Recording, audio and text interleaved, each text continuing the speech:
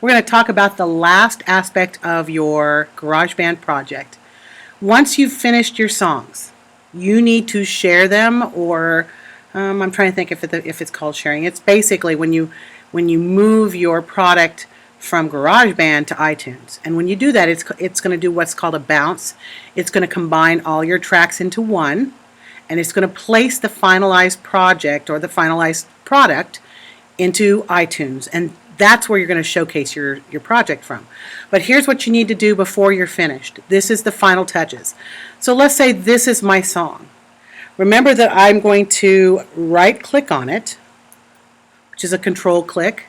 I'm going to get info. And here's where my details are. So here's the name of your song, whatever you're going to name it. You're going to be the artist. The album, what's the name of the album? So that album is kind of your theme. The theme can be whatever it is. Maybe it's Disco Nights, I don't know, because you love to dance. So whatever it is, you put the name of the album there. Album artist, guess what? That's you. If you do a cover you want to give credit to, you can group it. You can even label it by genre, right? What kind of song it is.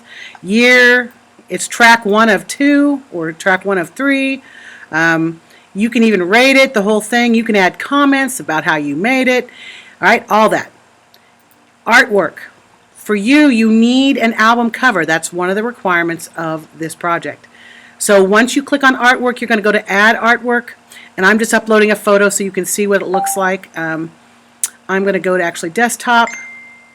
I've got a picture here. Oh, that's a creepy doll. I don't want that one.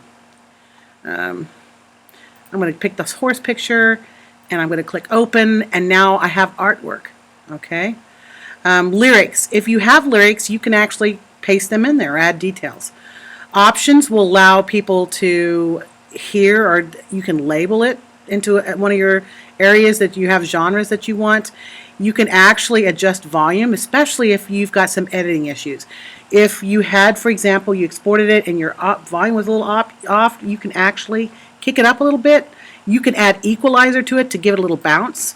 Those are all little options that you can have. And of course, sorting lets you make sure it's together in your album. And the file will tell you what it's consisted of, what the file is made of, and so that you can see all of that. And when you're done, you just click OK.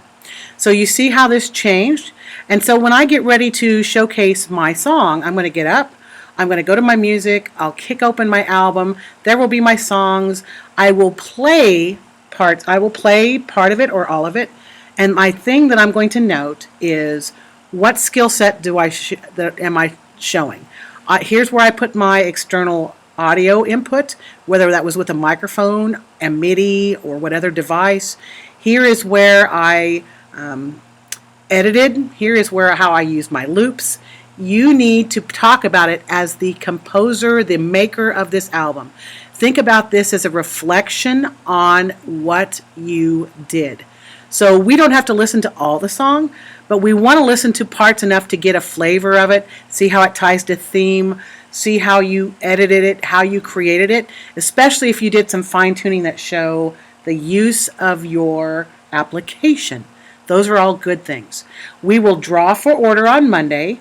I'll let you ask any questions you might have, do a little quick fine-tuning, and then we're going to be streaming this live, guys. So here we go.